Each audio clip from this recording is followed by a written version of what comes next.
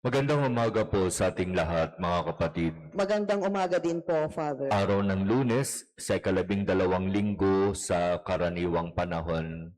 Lunes na naman, panibagong isang linggo muli ang ibinibigay ng Diyos upang sikapin natin na siya ay makilala, mahalin, sundan.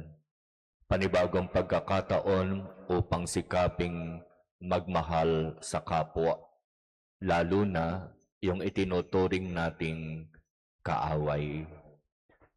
Sa Ebanghelyo, narinig natin ang napakagandang paalaala sa pagsisimula ng panibagong isang linggo. Huwag humatol. Huwag humusga. Kung ayaw nating tayo ay hatulan at husgahan ng Diyos, mas maganda pang itikom na lang ang bibig. Mas maganda pang huwag na lang magsalita. Sabi nga, habang hindi tayo nagsasalita at mas pinipili ang manahimik, mas hindi tayo nagkakasala. Pero kapag ibinukas na natin ang ating bibig, at nagsimula na tayong magsalita sa kung ano ang nakikita natin sa paligid, doon napapasok ang kasalanan. Napakaganda nung narinig ko sa isang meeting ng mga kasamang lingkod sa parokya.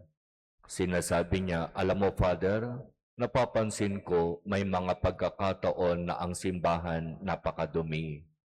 May mga kung ano-anong itinatapon dyan sa mga pews sa upuan. Yung iba, nagpupunas ng upuan gamit ang tissue, pero iiwan dyan sa may harapan ng pews. Yung iba, umiinom ng tubig gamit ang bottled water, iiwan ang pinag-inuman dyan sa may upuan.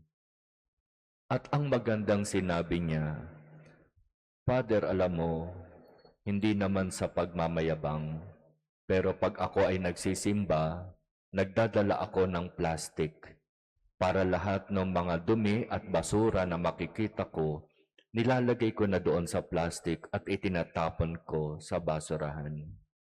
Hindi na kailangan pang magreklamo, hindi na kailangan pang magsalita, hindi na kailangan pang humusga. Bakit kayo hindi naglilinis? Bakit hindi nyo ginagawa ang inyong gawain? Bakit hinahayaan ninyo na may mga pagkakataon na ang bahay ng Diyos ay madumi? Bakit hindi mo simulang linisin ang kung ano ang kaya mong linisin? Ganito sana ang maging pananaw natin sa buhay.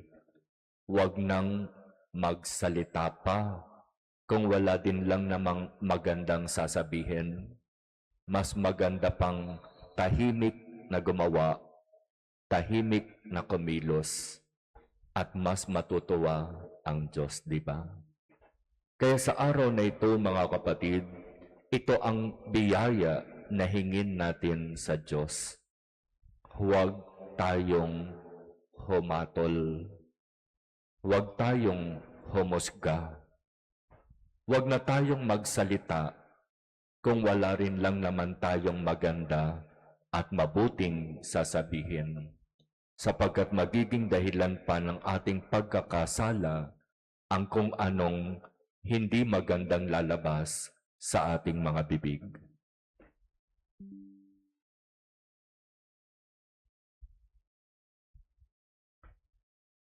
Amen.